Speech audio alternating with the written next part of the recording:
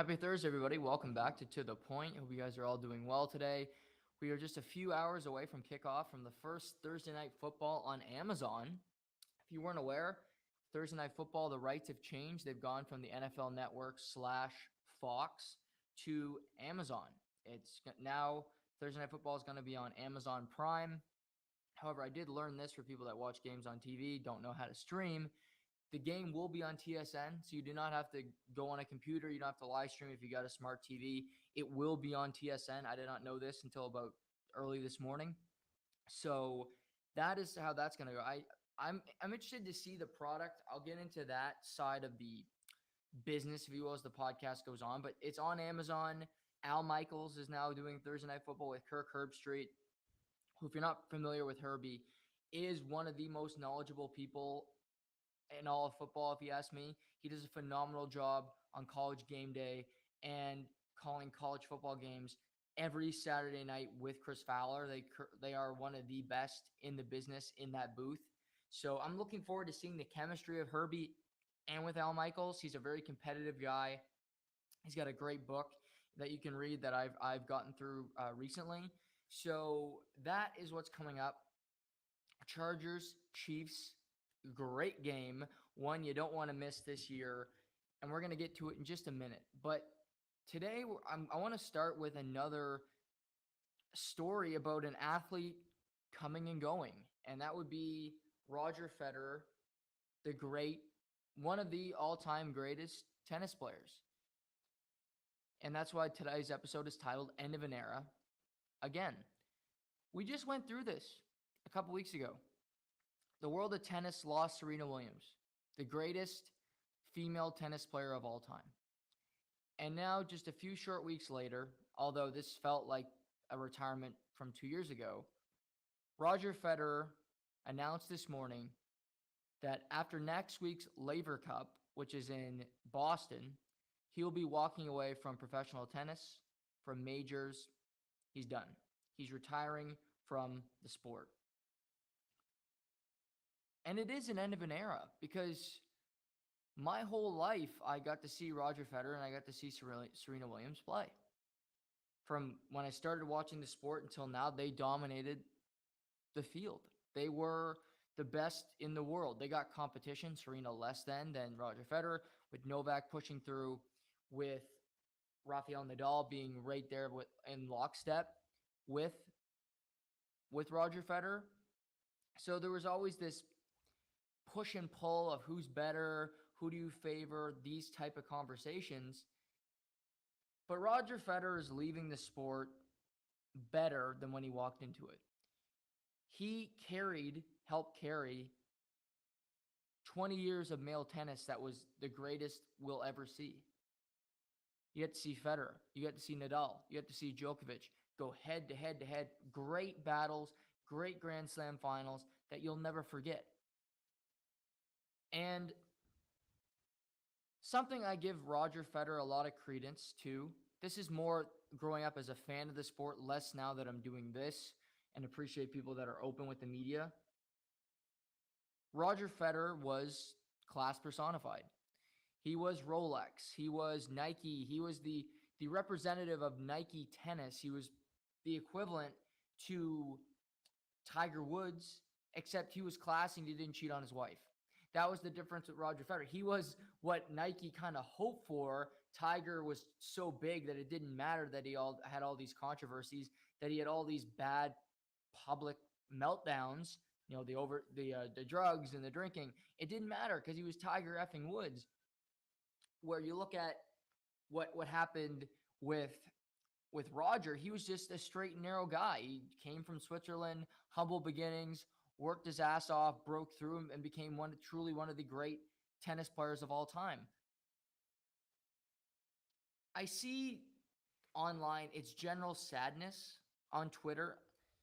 I get that to an extent, but I also am of the opinion that Roger Federer should have retired 2-3 years ago. Roger Federer hasn't won a major in over 5.5 years. Roger Federer hasn't been relevant when it comes to winning 4 or 5 years. He hasn't played. He's had injury after injury. His knees are completely done. And just hanging around a sport, hoping to come back to make a run. I mean, it's the same thing with Serena. It's time to go. To me, it's not sad when somebody that should retire retires. When Tom Brady walks away or he unretires for the upteenth time, it's not a sad story because he got to do everything he wanted to do. The sad stories are the players that get injured or have something happen personally where they don't get to fill out their journey. They don't get to finish what they started. That can happen. An athlete doesn't get to, can I get to this place? Could I have done this? But we don't know if they will or not. I think of Robin Soderling. This is a name I'm pulling out of my rear end in tennis. He played against Rafael Nadal in 2009. Soderling defeated Rafael Nadal in the 4th round of the French Open. It was Rafa's first loss at Roland Garros. He only has 3 in his career. Robin Soderling is one of them. Fun fact. Soderling beat Nadal, won the quarterfinal, won the semi. Lost to Roger Federer in straight sets in the 2009 French Open final. Roger Federer, that was the only time he won the French Open. But Soderling, after that, never got back to a Grand Slam quarter. It was out of tennis in the next year and a half. Injuries and mental health issues. That's a sadder story. Federer retiring, it's just, what more could he have done? Over 20 majors. The all-time current leader in ATP wins. Won a Laver Cup for Team Switzerland. Bred a great tennis player in Stan Wawrinka, who's a 3-time major champion in his own right. That's 23 majors from the Swiss in the last 20 years. It's more than any other country, I might add, on the men's side, combining. That's an impressive feat. He did a lot for the sport. He did, I think of the bad boys of tennis. You think of John McEnroe. I don't think Bjorn Borg was a very good guy. People might say Jimmy Connors, but it was an era of heels. It was an era of, do we really like this guy? We like him because he's American, but would I want to hang out with him? Would I want to have a beer with this guy? He's kind of giving me a sketchy vibe. Roger Federer was like, I want to marry him. Every woman loved Roger Federer. My mother was so enamored with Roger Federer. I don't think she'll mind me saying that. She loved him. He brought something different. He's not Djokovic, who's pompous, who's an asshole, who thinks he's smarter than everybody else. Roger Federer was an everyman that was handsome. Roger Federer was Ryan Reynolds. He could crack a joke. He could not take himself too seriously, yet be dominant at what he does. Ryan Reynolds is a great actor. Deadpool, all that stuff, the joking, the swearing, I'm all in. Roger Federer was an everyman, but he was in great shape, and he played great tennis. But you watch him, you're like, well, Roger Federer, he's got great long hair, like somebody else I know, and he can serve a tennis ball. But what else? He's got 2 sets of twins. His wife is attractive, but not over the top. He seems like he met her when he was very young, and I believe that's the story. It wasn't, I met her at the bar when I was 32 and she was 21. Or in DiCaprio's case, 19. There's a different, he wasn't the star that maybe you think he would be. That he could have been quite easily. That's the easy way to go. He leaves the game one of the best. And I think a lot of fans will remember him as the best, which is fine. Every fan's entitled to their opinion. Is he the best? Of course not. The greatest tennis player of all time is Rafael. Have that as my opinion until Djokovic wins more majors, which he might. Then I'll have to say Djokovic.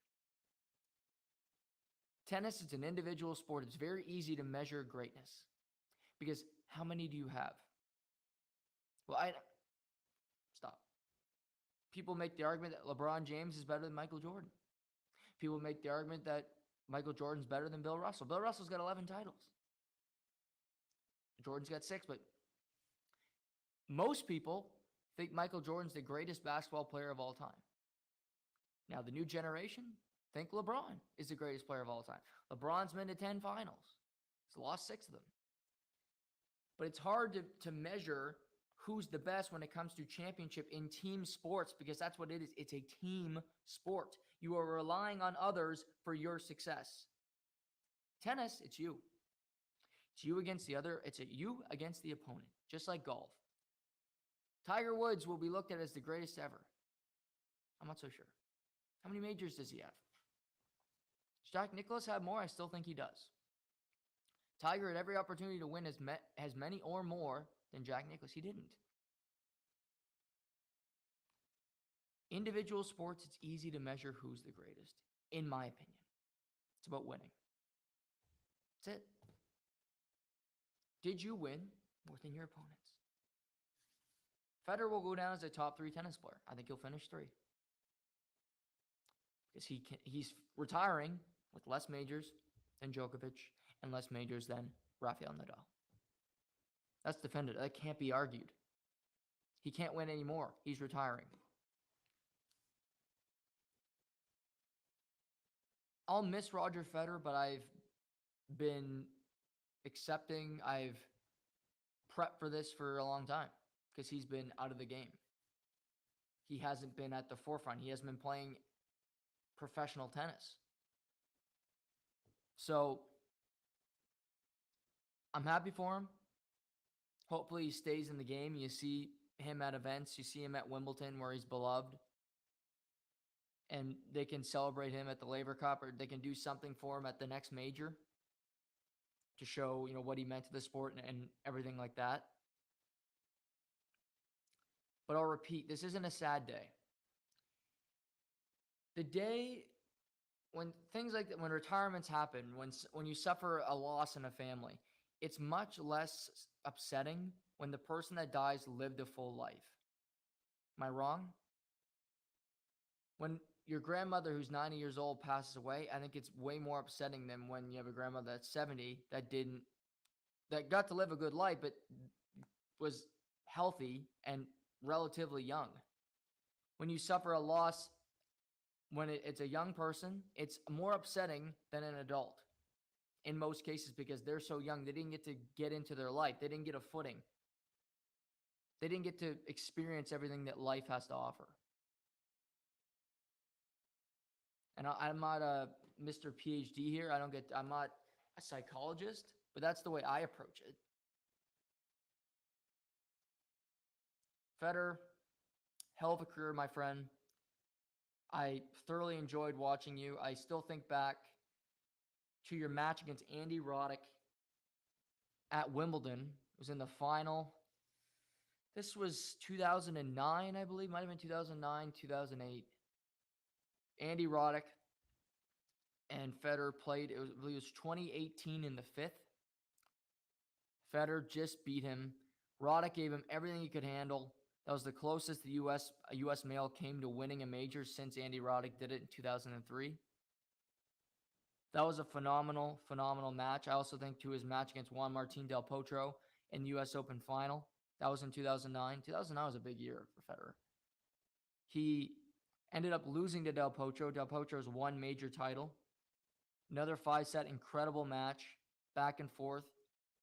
Sometimes it's the losses that you remember. I remember Soderling beating Nadal. That was a big, big deal. Del Potro beating Federer. Federer beating Cilic in another long Wimbledon final that went 5 sets. That's another match that comes to mind for me. Incredible stuff. You put on a great product for over 20 years. Nobody can take that away from you, and I think you'll be loved forever. So thank you, Fed, for what you did for tennis and what you did for all of us, the tennis fans that got to enjoy you for that period of time. Thursday Night Football, as I mentioned off the top, Chargers versus Chiefs. What a game we have in store tonight. This is truly one of the best games of the year on paper when it comes to two teams, because I expect both teams to make the playoffs. And after watching week one, both teams look pretty good.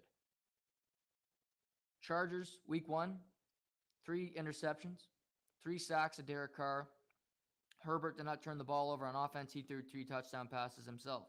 Chiefs, 5 touchdown passes, 3 sacks of Kyler Murray, scoop and score.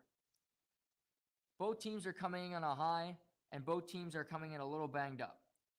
Keenan Allen, the top wide receiver for the Los Angeles Chargers, is inactive tonight. He hurt his hamstring midway through week one. He's not available. Will be questionable for next week. Harrison Butker, the field goal kicker for the Kansas City Chiefs, one of the most accurate kickers in the NFL, was injured in last week's game. He is not available tonight. The Chiefs signed Matt Amendola, who has kicked for the Houston Texans last season. He's bounced around the NFL, has been cut a number of times. He was signed to their active roster, so he will be the kicker tonight. Also, they have Justin Reed, the safety, who they signed in the offseason from the Houston Texans.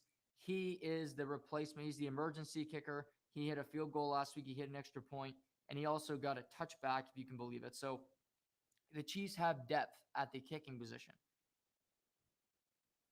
I look at tonight, very simple. Both these teams are elite.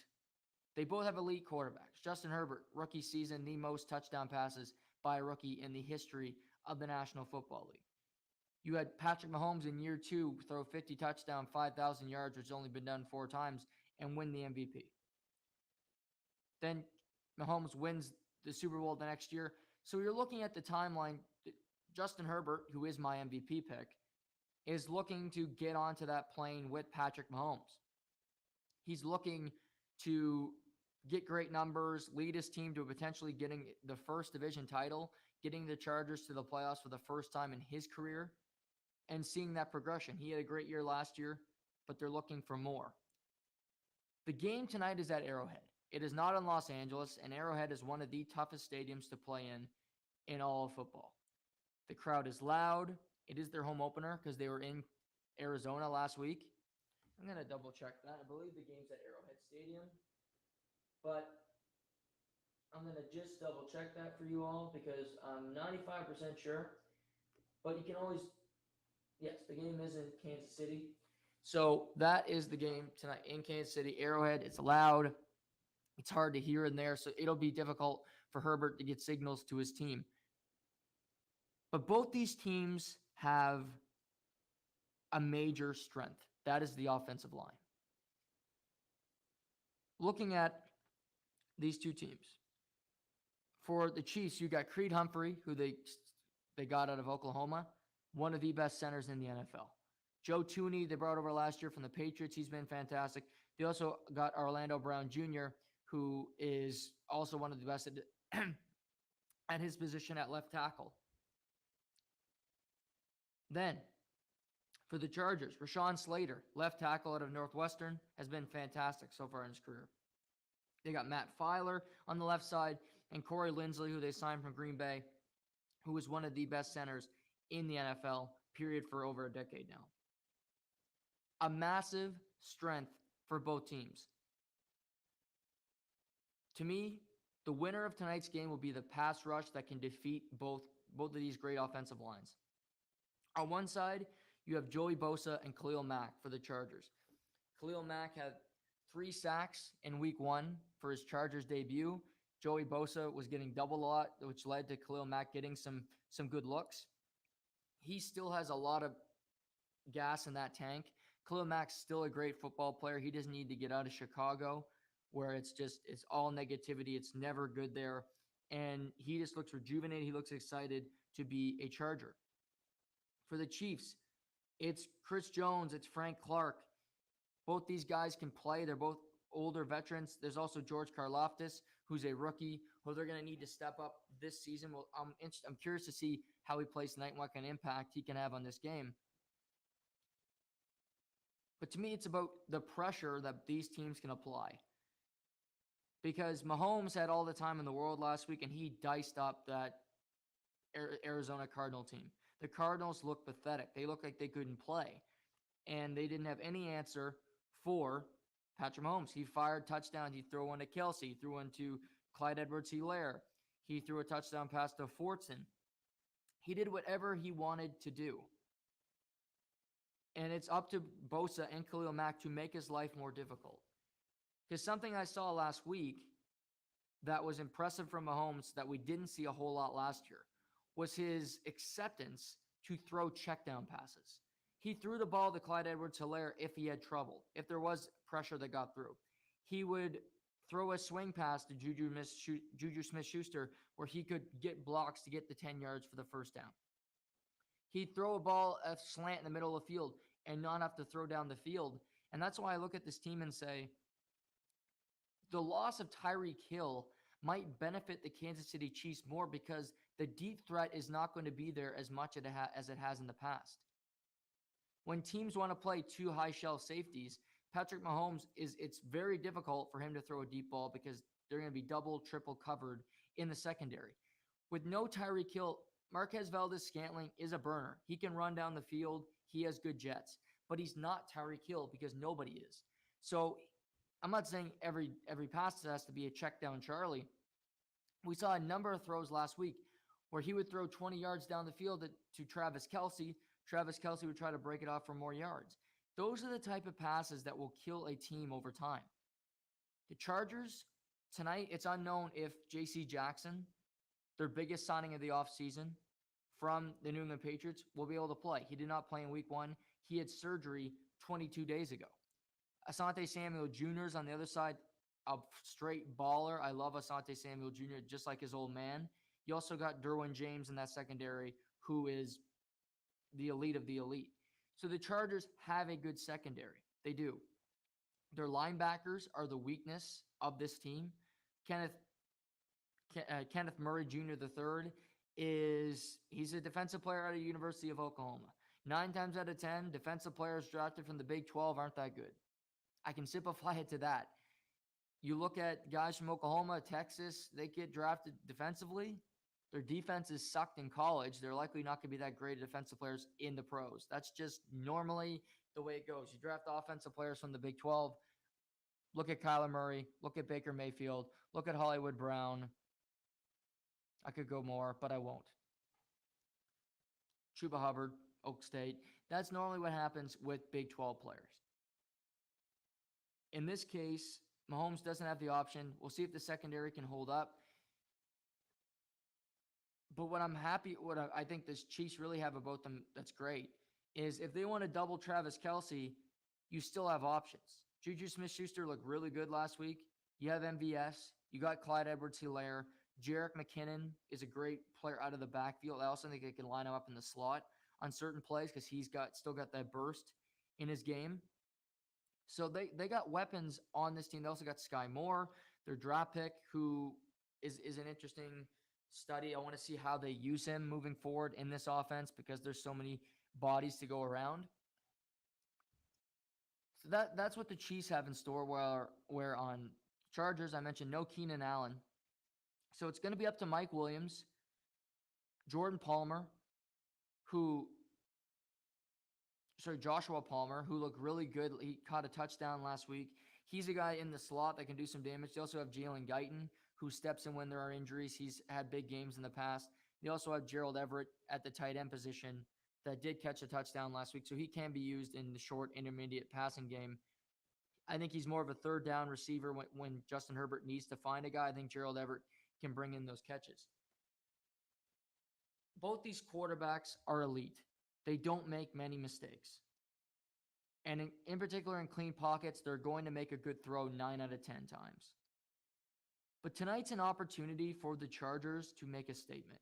The Chargers beat the Chiefs last year, but it was in Los Angeles. It was a home game. It's a big win, but it's a divisional game and you're at home. You should win that game if you're a good team, which the Chargers are. If you can go in there week 2 and defeat the Kansas City Chiefs, that is a big win. That is a statement win, and it puts yourself on the map. Now, do I expect the Chargers to win tonight? I don't. I like the Chiefs. They were my Super Bowl pick. I saw nothing from them last week that scares me. about them losing. Their defense looks solid.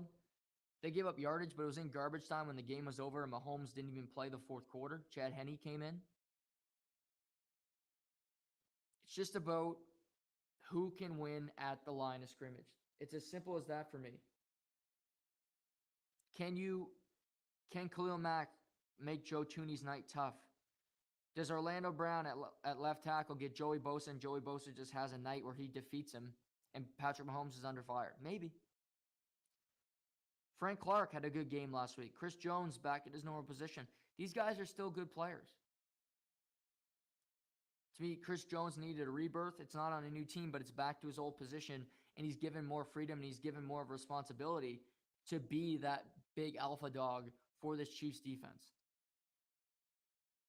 This Chiefs defense needs a test like this early in the year. They lost the Honey Badger. They lost Tre'Davious Ward. He's gone.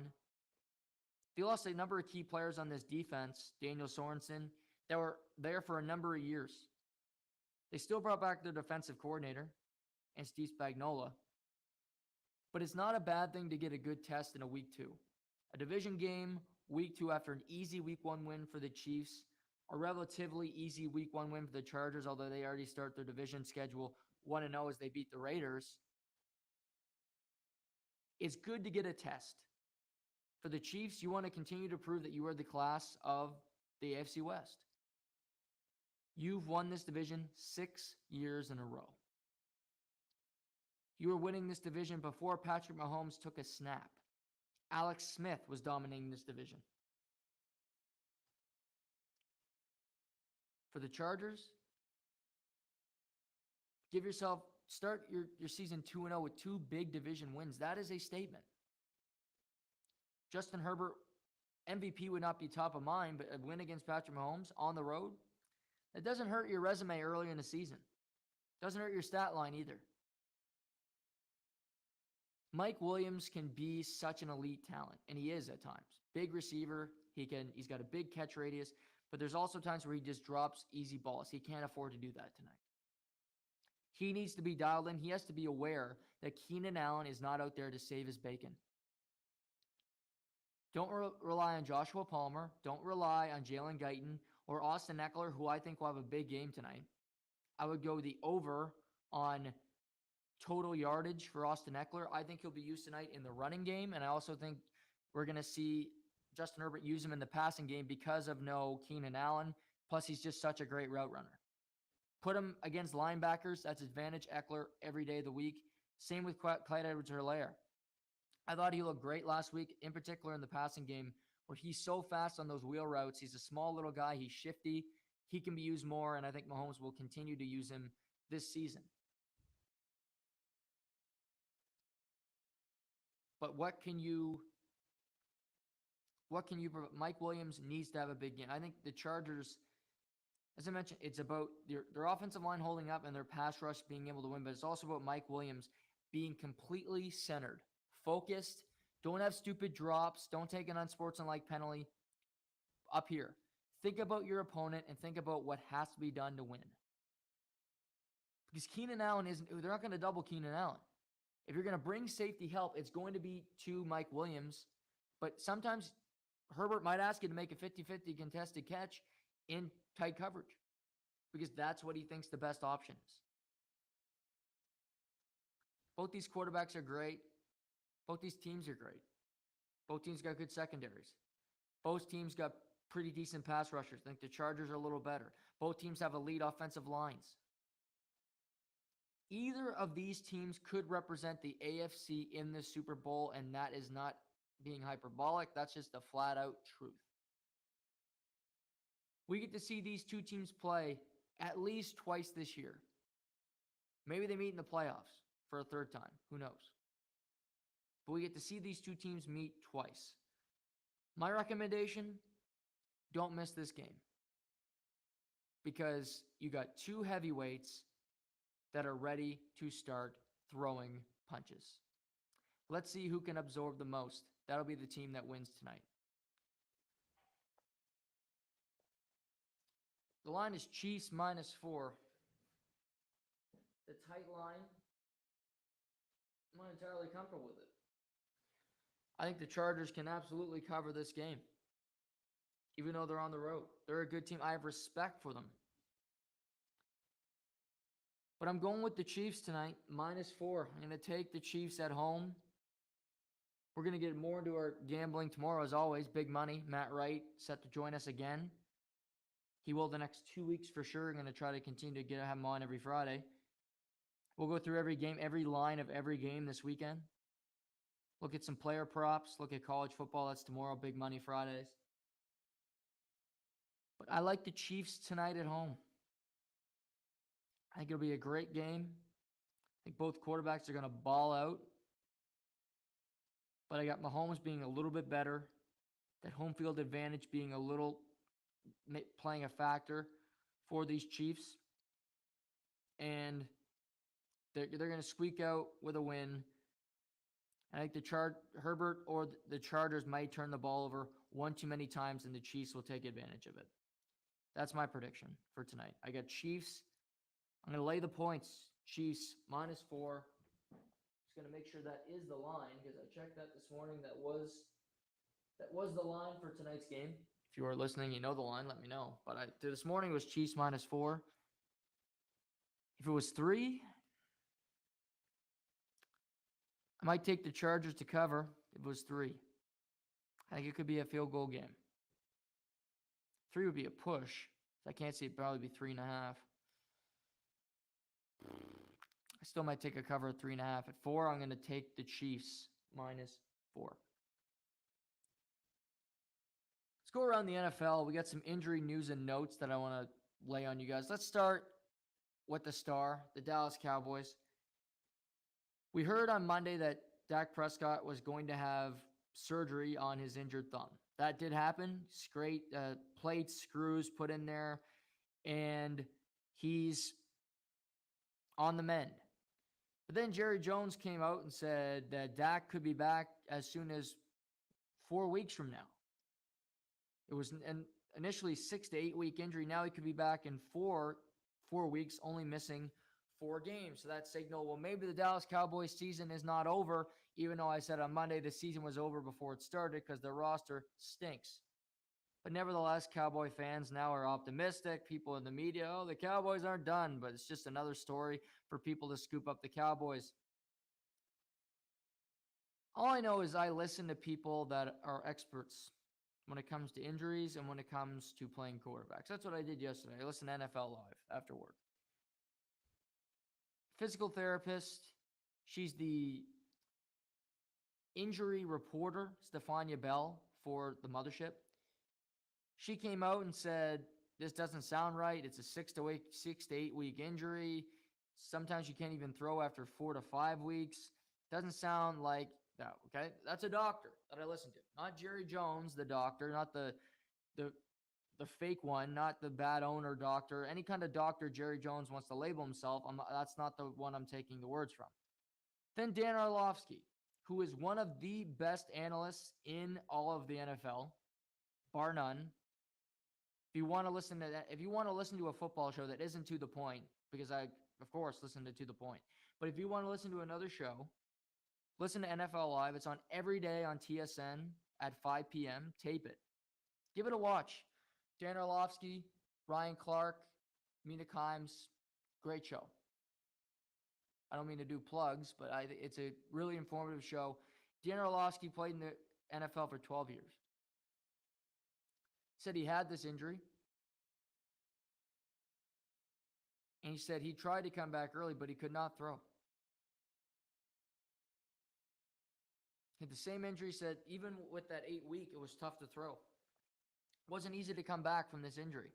So to me, what I got out of Orlovsky saying that is this injury is not an easy one to come back from. This injury is not something Dak Prescott's going to be able to play after 4 weeks. Jerry might think that. He might be selling a bill of goods. But to me, it's nothing. It's a fake. It's a lie. It's Jerry trying to plead with the fan base, trying to plead with everybody that his Cowboys have a chance when they never did. The roster stinks. They weren't going to make it far. They weren't making the playoffs. I predicted that before I'm standing by it. I don't think Dak Prescott's going to play after 4 weeks, after surgery. I don't think so. Cooper Rush this weekend. Cowboys are done. To make the playoffs, it's a miracle. Good for them if they do. It's a blessing in disguise that Dak Prescott got hurt because this team was not going to go anywhere, and they'll get a higher draft pick this year, and they'll be closer to being competitive next year. Maybe it won't be Dak Prescott throwing the balls, but we'll see. TJ Watt, Pittsburgh Steelers, initially feared he had torn his pectoral. It was uncovered that he did not. He will miss 6 weeks. Still a huge injury for the Steelers. Their next 6 games. Home to New England, Browns Thursday Night Football. They got the Jets, Bills, Bucks, and the Finns. Potentially he could return against Philly after this. I think there's some winnable games in there. I think the Steelers could win their next 3 games. New England, Browns, Jets, certainly. I think they could win those next 3 games. No gimmies. I think New England could beat the Steelers this weekend. But New England looked horrid in week 1. Mac Jones is dealing with a back injury himself, likely to play, but who knows? Browns got Jacoby Brissett. We'll see what the Steelers defense looks like this week without TJ Watt in the lineup. This doesn't kill the Steelers. He's as important as Dak Prescott is to the Cowboys. He's the leader of that defense, reigning Defensive Player of the Year. Huge loss, but we'll see what Cam Hayward, if Alex Highsmith can fill that void for the Steelers, at least in part, to keep this team competitive. But at the end of that, Bills, Bucks, Finns, that's a tough part of the schedule. I don't expect them to win.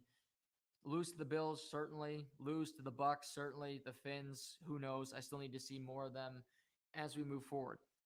Also for the Steelers, Najee Harris hurt his foot in week 1. He's a game-time decision for this weekend. He did go on SiriusXM yesterday with the Mad Dog and say that he would be playing this weekend, but Mike Tomlin said that's not a guarantee. We're going to wait and see the best approach.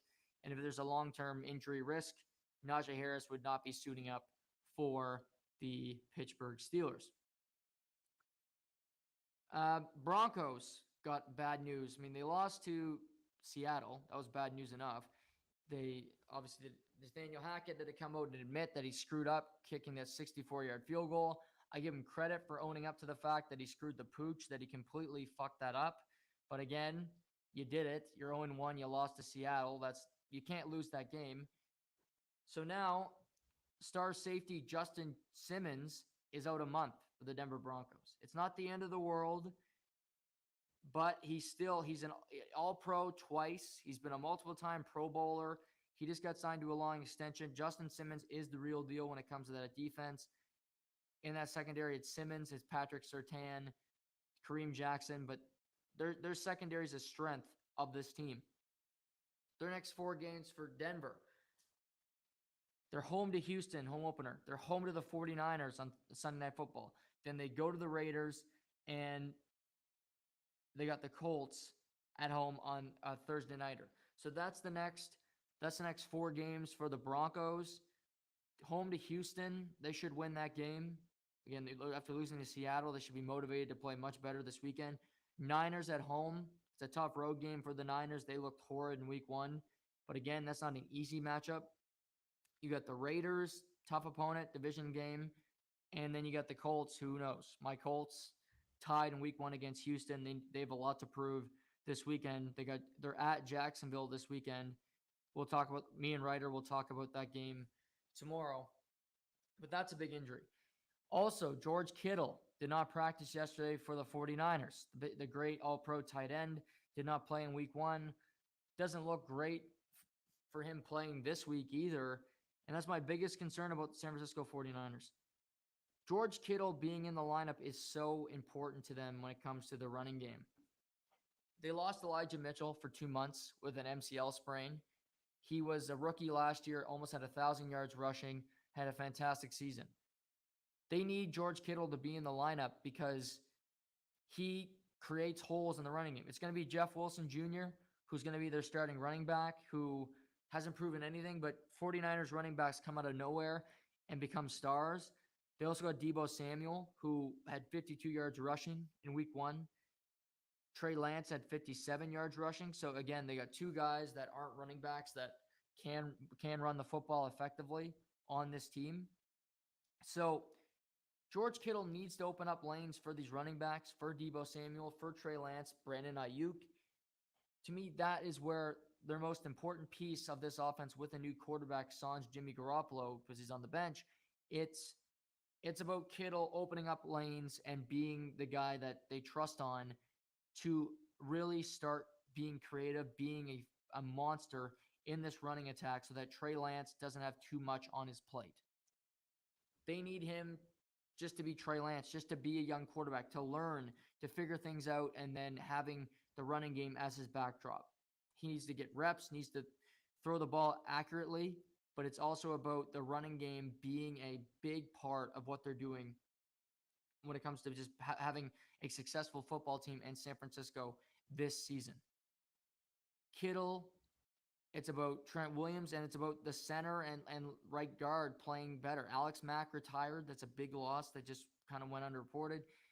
They're missing key pieces. They need to start to gel and come together. They got Seattle this weekend, the 49ers. Don't underestimate Seattle because they're going to play hard every game for Pete Carroll. Geno Smith wants to prove that he can play in this league. This is his 10th year in the league, his first time in a long time being a starting quarterback. And they got good mojo in Seattle. They feel like they can play. They beat the Broncos in week 1. They'll come out confident again that they can pull off 2 upsets in 2 weeks. That's the NFL updates.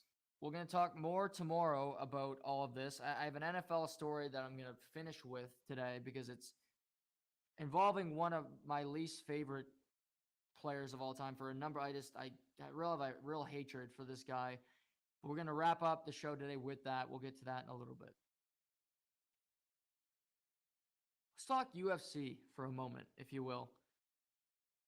UFC, we saw UFC 279 last weekend. We're now on the countdown to UFC 280, which will be in Abu Dhabi at the end of October 22nd. We got Makhachev versus Charles Oliveira for the lightweight title. That is going to be a hell of a fight. Also on that card, you got the Sugar Sean O'Malley against Petr Yan, which should be a great tilt. I'm looking forward to the card. They got some great fights on there, and you got Beneil Dariush is going to fight on that card. It's a stacked card to say the least. This weekend we saw one of the most interesting, one of the most chaotic events in the history of the UFC, where they canceled their press conference because of a backstage fight. We had a man miss weight by 8 pounds. And you had 3 fights change the day before the event happened. Khamzat Chimaev was 8 pounds over the 170-pound weight limit. So he ended up fighting Kevin Holland, who he got into a backstage altercation with. Finished Holland quickly. We'll get to that in a second. Nate Diaz, who was supposed to fight Chimaev, said, "I'm not fighting that fat fuck." And he decided to fight Tony Ferguson in his last fight with the UFC. And he ends up choking him out with the guillotine. And then Yingling, who was screwed over a win over the weekend against D-Rod, Daniel Rodriguez, fought him at a catch weight. He won the fight, and it's one of the worst scorecards I've ever seen. I don't know how D-Rod won that fight. Nevertheless, that's the way they scored it. So I just want to get into a few stories out of this. I think the UFC had a part in changing all these fights and all this drama because they made the card way more interesting. I'll be honest with you. The card was a dud prior to all of this. It didn't have a title fight. Didn't have anybody you really wanted to see.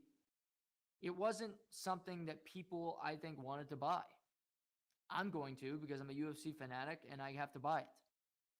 Sports. You got to watch it, right? But I think the average family would be like, well, let's save our $65 and we'll buy that card in October and we'll watch that fight in Abu Dhabi. Not a bad investment. But once you hear Khamzat Chimaev got into a fight and there's Diaz is going to fight Tony Ferguson, 2 of the legends of the sport, and Chimaev and Holland hate each other and they want to get in the ring, it creates anticipation. It creates buzz. You're like, well, these fights are way more entertaining. These fights are more captivating than the originals, which they were. The UFC needed something to change this card to make it more interesting, and they used Khamzat being overweight to do it. It was a September card that didn't have a great feel to it. There was nothing that drew you there. Nate Diaz fighting Chimaev. It was Chimaev that was going to murder Nate Diaz. That was going to be one of the biggest muggings in the history of the UFC because Khamzat is young, he's in his prime, and he's just built different. Nate Diaz is a 37-year-old man, and he looked every bit 37 in that fight against Tony Ferguson. It was a main event where both guys looked older than they were at 37. DC, Daniel Cormier, said Tony Ferguson's done. I don't disagree with him. Tony's took a ton of hits. He's an icon in the sport, but he just doesn't have it anymore. I thought he looked good against the fight against Chandler. I didn't see any of that against Diaz. I didn't see him being involved in the fight and having a close affair. It was just him taking advantage. It was just him being in a fight and Nate Diaz being better, and Nate Diaz hasn't fought in 3 years. And Diaz won that fight pretty easily. The UFC has a star in Khamzat Chimaev. He has his weight issues. He could 8 pounds over. That's embarrassing. That can't happen again. He may need to move up in a weight class, which I'll add isn't a bad thing. It isn't.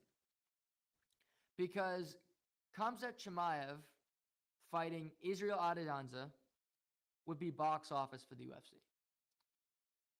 What's been the biggest complaint about Izzy over the last 6 to 10 months? His fights are boring. He wins, but he doesn't get himself in compromising situations.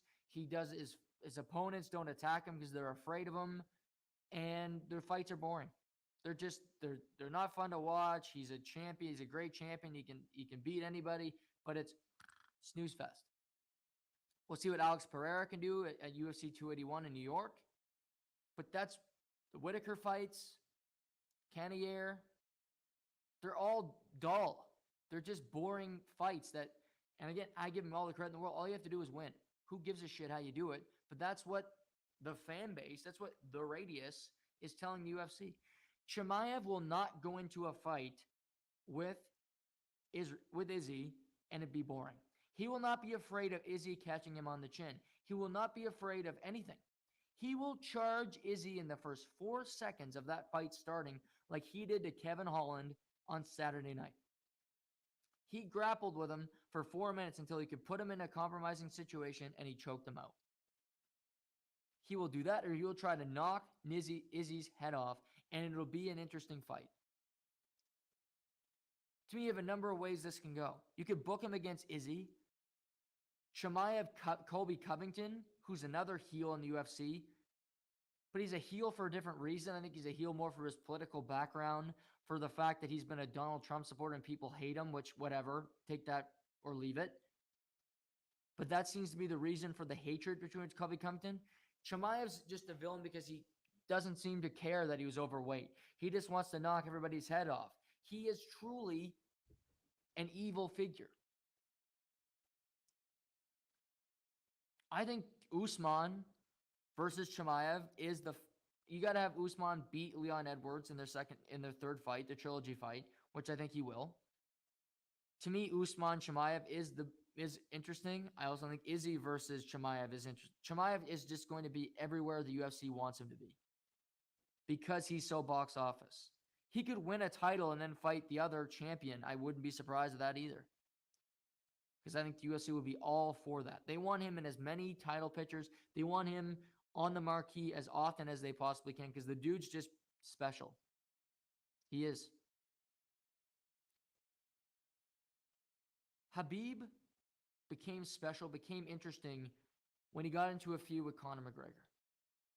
He became interesting when he became a champion. But prior to that, when Khabib was going through what Chimaev is now, it's just fighting guys. I mean, Chimaev's beaten Lee. He's beaten Kevin Holland. He beat Gilbert Burns, which is still the most impressive win on his resume. He's been interesting the whole time because he's given this label. He's a talkative guy. He's not afraid to share his opinion. Khabib was just the great fighter. He would systematically break you down until he knocked you out or he choked you out and he won the fight because he was just the best fighter on planet Earth. He didn't say anything. His English wasn't as good as it is now. His dad was this dictator from Russia, so you didn't like him because maybe he was Russian to begin with, if you were the fan base. He didn't have this Chimaev hype. He didn't. But Chimaev has the opportunity, and the UFC will do everything they can for him so that he can be the ultimate heel, so that he can be the ultimate villain in this story. I'm all for it. He needs to get his weight issues figured out when it comes to making weight and taking that serious, because that's the sport. But he is an interesting, compelling character that is also one of the best fighters in the world. McGregor was interesting when he was doing all his crap and doing the dance and knocking people's head off. But the last 2-3 years, Conor McGregor has been nothing but talk. Because you can talk all you want, but if you don't win, then it's nothing. Then it's just empty calories. It's words. You need to back up what you say. Chimaev is a star. He truly is what the UFC was hoping for. I also think it helps he's not an American. He's coming from a Scandinavian country, and he's taking the sport by storm. He's beating Kevin Holland, an American. He's beating all these guys that you want to root for, that you like. The UFC has to take the WWE, has to take the professional wrestling background, if you will, and use it in their sport. It's real fighting, but building storylines, building characters is part of how you grow this sport. Chimaev is a villain. Can Chimaev be Ric Flair? Can he be a Randy Orton? Can he go up against guys and just beat them? Legends with Chimaev and with Izzy and with Kamaru Usman, can he be the legend killer? Can he beat some of these greatest in the sport? Maybe. Maybe that's how you draw people in. It's not a gimmick like WWE, but it's something that they need to do because they don't do enough to promote their stars. They don't do enough to find the next one, to find the next great star in the sport, because some people are just going to watch the fights, but you also need a reason to buy the pay-per-views. This weekend, we have a UFC Fight Night. Corey Sandhagen is fighting Song Yadong. Sandhagen was very close to getting a title opportunity at bantamweight, but his past 2 fights, he lost a close decision to TJ Dillashaw. To me, he won that fight, but they gave the ruling to Dillashaw. Now Dillashaw is waiting. He will be fighting against, I think he'll be fighting in Abu Dhabi. Yeah, he'll be fighting in Abu Dhabi against the champion for the bantamweight title. So that fight is happening later. So Dillashaw gets that opportunity. Then Sandhagen lost to Petr Yan in another fight that was very close as well. So he hasn't fought in 11 months. He's talked about that he just needed to reset. And he still thinks he can get back to the top of the mountain and get a title opportunity. Yadong is a good fighter. Both these guys need this win to boost their resume. I think we'll see a close fight this weekend. It's a 5-round main event. I'm going to go with Sandhagen because I just think he's just a structurally really good fighter. He's got a strong chin. I don't expect him to get knocked out, if anything. I think we'll see this fight go the distance. I think we'll see a decision by the referees, and I think Sandhagen will win this fight via points. We're on a countdown to UFC 280. You got a Mackenzie Dern fight night in there. She's a very good female fighter. She's trying to make her way up to getting a title opportunity in the near future. We got, obviously, like I just said, you got Aljamain Sterling against Dillashaw at 280. You got Makhachev, Charles Oliveira. You got Sugar Show versus Petr Yan. There are just some great fights coming up in Abu Dhabi. They got a fantastic card for that event, and I can't wait to watch it in a few weeks. NHL news. Before we get to 2 serious stories to end this podcast that are just completely irritating and dumbfounding to me. Sheamus and myself the other day discuss Tyler Motte being a player that did not have a contract. A guy who played a good role last year with the New York Rangers in the playoffs, and it was surprising that he wasn't under contract. Well, now he is. Tyler Motte signed a 1-year, $1.35 million contract with the Ottawa Senators. And to me, this is a great deal for the Sens. It's a good deal for Tyler Motte. To me, he's the fourth line center of these Senators. He can come in, he's going to play the penalty kill, he's going to be an energy guy, and you just know where he's going to be on the ice. He doesn't make a whole lot of mistakes. He's just a smart hockey player. He's going to replace Chris Tierney, in my mind, who's now in Florida on a 1-year contract. Motte's a few years older than Tierney, but they play a similar position. They play a similar role. They don't bring a whole lot to the table offensively, but they're structurally sound. They're fast players, and they both can win a face-off when they need to. So I like the signing for Ottawa. You added players like the Brinkat. You added pieces. You're going to bring in Jake Sanderson on the back end. You got youngsters coming. You got new players on this roster that you're hoping to gel, hoping to get added into and play well. Cam Talbot is now in net.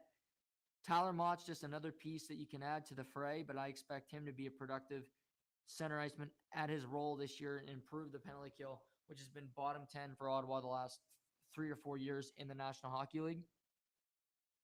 Also, the Sens signed former Sen, Derek Brassard, and Michael Delco, a former first-rounder of the New York Islanders, to professional tryouts, so they'll both go to training camp with the Senators. Derek Brassard's an interesting one because he played the best hockey of his NHL career in Ottawa. That's where he had the most value. And I thought he had a decent stint for the Senators. He was traded for Mika Zibanejad. That's a horrible trade. We can also remember that. But he had a good run in that postseason when they got to the conference final, a goal away from the Stanley Cup final. I don't think his run in Ottawa was as bad as people remember. He was good in New York. I thought he was pretty decent. Once he left Ottawa, it's been downhill for Derek Brassard. He was a healthy scratch the entire postseason last year for the Edmonton Oilers. Made it to the conference final, but didn't get to lace them up. So I think he's past his prime. I think if it's between a young player and Derek Brassard, I'm going with a youngster to give him an opportunity. Tyler Motte got a contract because Tyler Motte's going to make this team, and they expect him to have value. I think they're going to see what Derek Brassard looks like when it comes to fitness, when it comes to just his overall game, because to me, he's looked long in the tooth the last number of seasons. And Pierre Dorian's been here a long time. He knows Derek Brassard, so there is a connection there. And I'm not surprised they bring him on a PTO because they're aware of what he's brought. They know what he is as a person. I don't expect Derek Brassard to make this team because I don't think Derek Brassard is an NHL player anymore. Michael Delco is much younger than Derek Brassard, but I have similar thoughts. Michael Delco was a number 5 overall pick in the New York Islanders and is a massive bust for that team. He never panned out. He was a goal scorer in the OHL. He couldn't score a goal in the NHL level. He didn't play with any kind of physicality. He doesn't have any traits that you love about a player. Sounds harsh on Michael Delco, but I expect him to be playing overseas. He's not an NHL player right now. He's signed to a PTO. I know Ottawa, it's no risk because you can just cut him from his PTO. You can play him in preseason games so that your stars don't have to play that many. Now there's a rule: certain players you have to play, I think, minimum 3 preseason games just to fit the criteria for your veterans, just to get people to watch your games on TV and certain things like that. But I don't expect either of these guys to make the Sens roster, but I would favor Brassard because of his connections to the general manager and just to the team as a whole. But if he's playing for the Sens, that tells me more that the Sens aren't as close as they think they are to being competitive.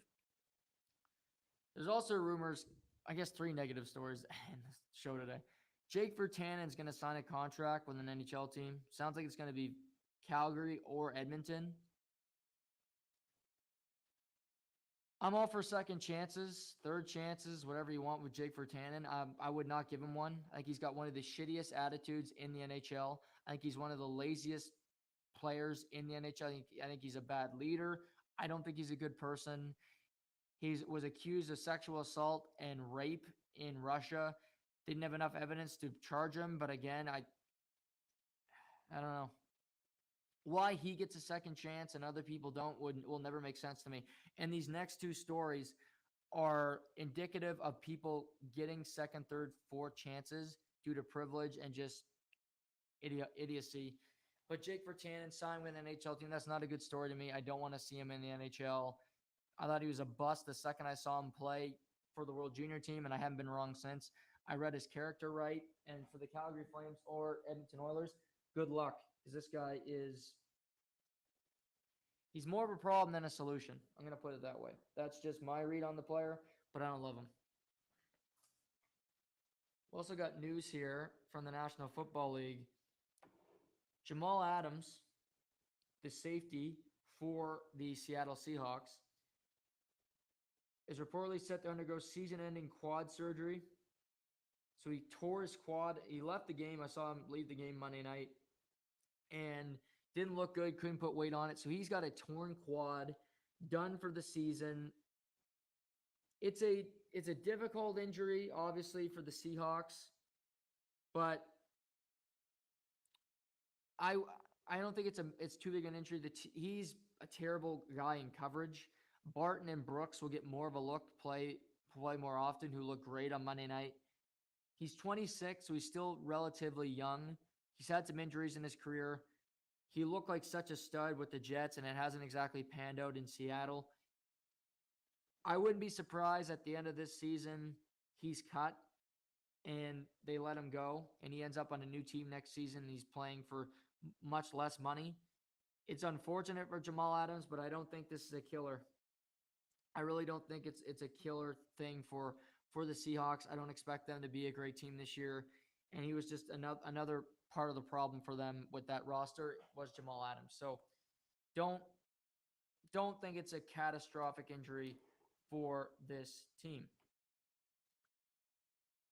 Let's get to the NBA, where if you haven't been following this story, it's been out there. Phoenix Suns owner Robert Sarver on Tuesday was fined $10 million and suspended 1 year for basically being a shitty boss. I'm going to put it in layman's terms.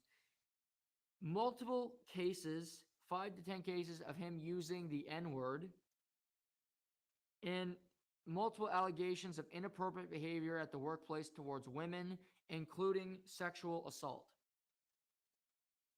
So, if I lay out what I just said, racist and sexually inappropriate behavior at the workplace, okay? And that would result in him getting fined $10 million, which to Robert Sarver is tissue paper, and a 1 year suspension, which is a joke because owners don't do anything anyway. They just go to the games, sit there and complain about their teams. Robert Sarver should be removed as the owner of the Phoenix Suns. People ask me a lot, who's the person you hate most in sports? Because I rant about people. The people I hate most in sports are 90% of owners. Because 90% of owners are like this. They're white, privileged people that just think they can do whatever the hell they want and they can get away with it. And 9 out of 10 times they do. Daniel Snyder did. You look at Robert Sarver. He's getting away with it. All these owners, Jerry Jones, all these crony owners get away with this behavior. Deshaun Watson got to get away with it. Didn't want to mention him, but I did. They get away with this shit, and there's no consequences. $10 million is no consequence. The second the N-word is uttered to me, you're done. There's no context. There's no situation where using that word is ever appropriate. Ever. There's no way you can say that word and mean anything but malice, mean anything but hatred toward the person you're talking about. It's not like going, oh yeah, Jake's an asshole. And you say it lovingly, you say it kind of offhand, or, oh yeah, he's a real piece of work. Or, this person, oh yeah, what a bitch. You can say that about your friend. It's not meant as a derogatory thing. You can't use this and mean it anything but derogatory. Mean anything but this person is less than. It's the one word that I will not use in the dictionary. I swear with the best of them. If somebody said, Noah, you can cut out red meat for the rest of your life or cut out swearing, I'd have a hard time not swearing. I really would, because I swear a ton. I shouldn't. Why not? It's a word. I can use it. Sorry, Mom. But I'd have a really hard time not swearing because it's just part of my vocabulary. That word I'll never use, ever, because it's racist. And not to mention, multiple women come out and say that you're inappropriate at the workplace and you just get away with it. LeBron James speaking on this, Chris Paul, who plays for this son of a bitch in Phoenix, the league and the players should revolt. Donald Sterling was caught on tape using the N-word, talking about black players. He was told, you got to get rid of your franchise in LA. Now it's Steve Ballmer, and it's better off for it. But in society, people get canceled. People can get caught up because they do racist things like they should. That there should be no different here. If you are racist, if you are doing these things, you don't get to stay in your position. I'm sorry. Why should you get to remain employed? Why should you be able to own a sports franchise if you're a bigot? And to me, if I hear anybody come up with the opinion, oh, well, he didn't mean it, or okay, he just used it once, you're part of the problem. Maybe you're the racist one too. Maybe you're on his side. No excuse for this. Robert Sarver should not be the owner of any sports franchise. The Suns, get rid of him. Adam Silver, $10 million, 1-year suspension. A joke. Spineless. You look spineless because you're about 110 pounds. So you look spineless in this case as well. Why don't you do something for once? You let all the players walk over you. You sign a shitty CBA. Get rid of them. But it won't happen because he needs all the owners to sign off on it. And the rest of the owners, you know why they won't sign off on it? Likely because they got some skeletons in their closet. They got some racist bones in their closet they don't want uncovered. They got a few bodies buried in the backyard that they don't want people digging up. That's why. Let's finish on this story. Another person I didn't like. I haven't liked this person since I started watching the NFL. Brett Favre. God, Brett Favre. Brett Favre, the great quarterback for the Green Bay Packers, Minnesota Vikings, New York Jets. And also one of the biggest hypocrites on the face of the planet, is back in the news. And it's not because he wants to come back and play more football, or he doesn't want his kids to play football, or he's wearing Wrangler jeans, or riding a John Deere tractor. He's linked to this story. So let me give you the details. So Brett Favre is linked to this welfare scandal where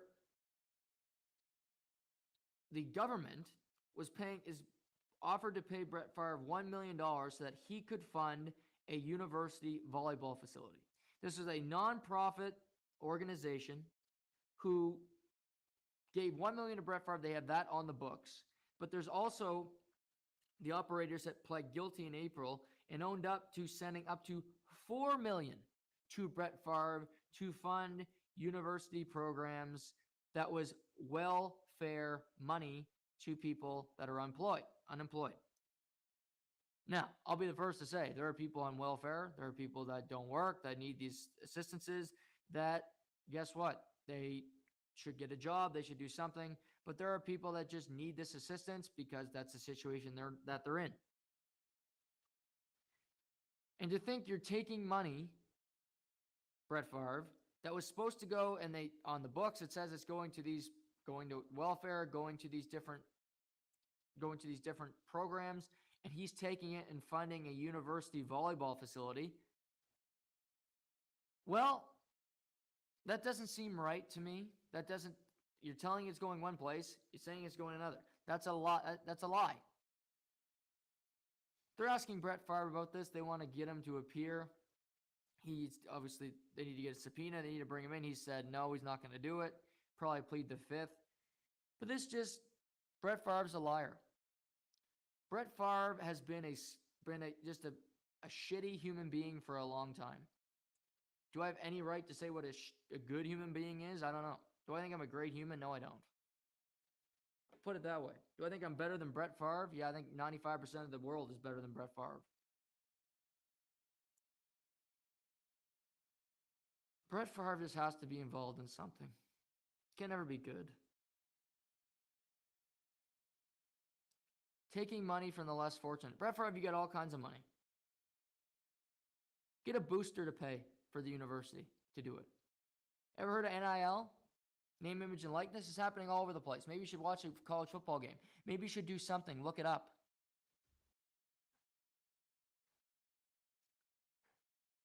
Don't take the money from the less fortunate. You must have a few buddies in politics, Republican Party, that can help you out. Don't you? Come on, Brett. Do better. Brett Favre, I'll never like him. I just won't. Okay, quarterback, hypocrite, liar, fraud, bad human being. Brett Favre, admit to doing this. Admit to just, okay, you hate football now.